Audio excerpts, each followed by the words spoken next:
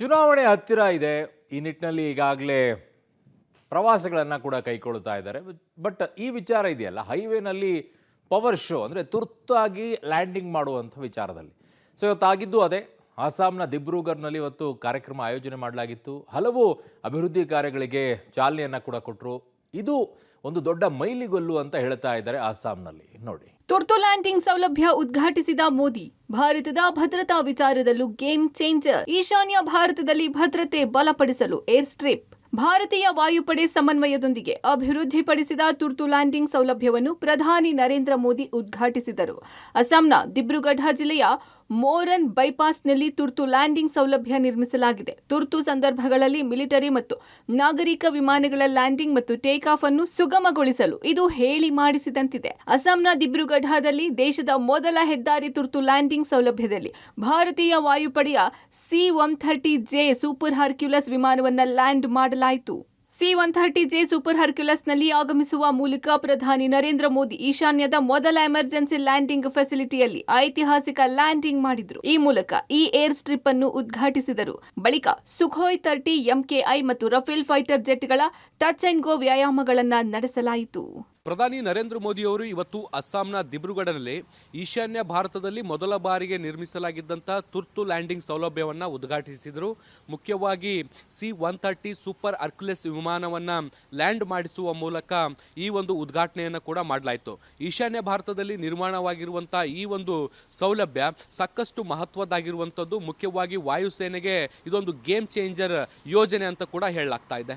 ಅಸ್ಸಾಂನ ಹೆದ್ದಾರಿ ಪಟ್ಟಿ ಮೇಲೆ ನಿರ್ಮಿಸಲಾದ ಈ ಸೌಲಭ್ಯವು ಯುದ್ಧ ಅಥವಾ ತುರ್ತು ಸಂದರ್ಭದಲ್ಲಿ ಯುದ್ಧ ವಿಮಾನಗಳು, ಸಾರಿಗೆ ವಿಮಾನಗಳು ಮತ್ತು ಹೆಲಿಕಾಪ್ಟರ್ಗಳಿಗೆ ಪರ್ಯಾಯ ಲ್ಯಾಂಡಿಂಗ್ ಸ್ಥಳವನ್ನು ಒದಗಿಸುತ್ತದೆ. ಇದು ಈಶಾನ್ಯ ಭಾರತದ ರಕ್ಷಣಾ ಮತ್ತು ಕಾರ್ಯತಂತ್ರದ ಸನ್ನದ್ಧತೆಯಲ್ಲಿ ಮಹತ್ವದ ಹೆಜ್ಜೆಯಾಗಿದೆ. ಅಷ್ಟಕ್ಕೂ ಏನಿದು ತುರ್ತು ಲ್ಯಾಂಡಿಂಗ್ ಸೌಲಭ್ಯ ಅಂತ ನೋಡೋದಾದ್ರೆ, ತುರ್ತು ಲ್ಯಾಂಡಿಂಗ್ ಸೌಲಭ್ಯ ರಾಷ್ಟ್ರೀಯ ಹೆದ್ದಾರಿ 127ರಲ್ಲಿ ನಿರ್ಮಿಸಲಾದ ಏರ್ ಸ್ಟ್ರಿಪ್ 4.2 ಕಿಲೋಮೀಟರ್ ಪ್ರತ್ಯೇಕ ಬಲಪಡಿಸಿದ ರಸ್ತೆಯ ಭಾಗ. ವಿಶೇಷವಾಗಿ ವಿಮಾನಗಳ ತುರ್ತು ಲ್ಯಾಂಡಿಂಗ್ಗೆ ಅಭಿವೃದ್ಧಿ. ಸುಮಾರು 100 ಕೋಟಿ ವೆಚ್ಚದಲ್ಲಿ ಇದು ನಿರ್ಮಾಣವಾಗಿದೆ. ಈಶಾನ್ಯ ಭಾರತದ ಮೊದಲ ಎಮರ್ಜೆನ್ಸಿ ಲ್ಯಾಂಡಿಂಗ್ ಸೌಲಭ್ಯ. ಸೈನ್ಯದ ಕಾರ್ಯತಂತ್ರದ ಅಗತ್ಯಗಳಿಗೆ ಅನುಗುಣವಾಗಿ ಕೆಲಸ. ಫೈಟರ್ ಜೆಟ್, ಟ್ರಾನ್ಸ್ಪೋರ್ಟ್ ವಿಮಾನಗಳಿಗೆ ಲ್ಯಾಂಡಿಂಗ್ ವ್ಯವಸ್ಥೆ. ಯುದ್ಧ ಸೇರಿ ವಿಪತ್ತು ಸಂದರ್ಭದಲ್ಲಿ ತುರ್ತು ಪ್ರತಿಕ್ರಿಯೆಗೆ ಸಹಾಯಕ. ಚೀನಾ ಗಡಿ ಸಮೀಪದಲ್ಲಿರುವುದರಿಂದ ರಕ್ಷಣಾ ಸಾಮರ್ಥ್ಯ ಹೆಚ್ಚಿಸುತ್ತದೆ. ಈ ರನ್ವೇ 40 ಟನ್ಗಳಷ್ಟು ತೂಕದ ಯುದ್ಧ ವಿಮಾನಗಳ ಟೇಕ್ ಆಫ್. 74 ಟನ್ ತೂಕದ ಸಾರಿಗೆ ವಿಮಾನದ ಟೇಕ್ ಆಫ್ ತೂಕದ ಸಾಮರ್ಥ್ಯ. ಸುಮಾರು 4.2 ಕಿಲೋಮೀಟರ್ ಉದ್ದ ಇರುವಂತಹ ಈ ಏರ್ ಸ್ಟ್ರಿಪ್ ಸಾಕಷ್ಟು ಮಹತ್ವವನ್ನು ಪಡ್ಕೊಳ್ಳುತ್ತೆ. ಈಶಾನ್ಯ ಭಾರತದಲ್ಲಿ ನಿರ್ಮಾಣವಾಗಿರುವಂತಹ ಈ ಒಂದು ಏರ್ ಸ್ಟ್ರಿಪ್ ಯುದ್ಧ ಸೇರಿದಂತೆ ತುರ್ತು ಪರಿಸ್ಥಿತಿ ಸಂದರ್ಭಗಳಲ್ಲಿ ವಾಯುಸೇನೆ ಸಮರ್ಪಕವಾಗಿ ಕೆಲಸವನ್ನ ಮಾಡಲಿಕ್ಕೆ ಅನುಕೂಲಕರ ವ್ಯವಸ್ಥೆಯನ್ನು ಕೂಡ ಮಾಡಿಕೊಡಲಾಗುತ್ತೆ.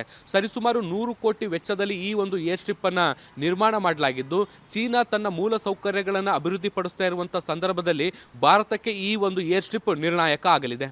ಈಶಾನ್ಯ ಭಾರತವು ಚೀನಾ, ಮಯನ್ಮಾರ್, ಬಾಂಗ್ಲಾದೇಶದ ಸೂಕ್ಷ್ಮ ಗಡಿಗಳಿಗೆ ಹತ್ತಿರದಲ್ಲಿದೆ. ಇಲ್ಲಿನ ಭೂ ಪ್ರದೇಶವು ಕಷ್ಟಕರವಾಗಿದೆ. ನದಿಗಳು, ಪರ್ವತಗಳು ಮತ್ತು ಪ್ರವಾಹಗಳು ಹೆಚ್ಚಾಗಿರುತ್ತೆ. ಹೀಗಾಗಿ ಈ ಯೋಜನೆಗಳು ನೈಸರ್ಗಿಕ ವಿಕೋಪಗಳು ಮತ್ತು ಶತ್ರುಗಳ ದಾಳಿಯಿಂದ ರಕ್ಷಿಸುತ್ತವೆ. ಅವು ಮಿಲಿಟರಿಗೆ ಕಾರ್ಯಾಚರಣೆಗೆ ವೇಗ ನೀಡುತ್ತದೆ. ರಕ್ಷಣೆಯ ಜೊತೆಗೆ ಸಾಮಾನ್ಯ ಜನರಿಗೆ ಸಂಪರ್ಕ ಕಲ್ಪಿಸುವುದಕ್ಕೂ ಸಹಕಾರಿಯಾಗಿದೆ. ಅಸ್ಸಾಂನಲ್ಲಿ ಬಹು ಅಭಿವೃದ್ಧಿ ಯೋಜನೆ.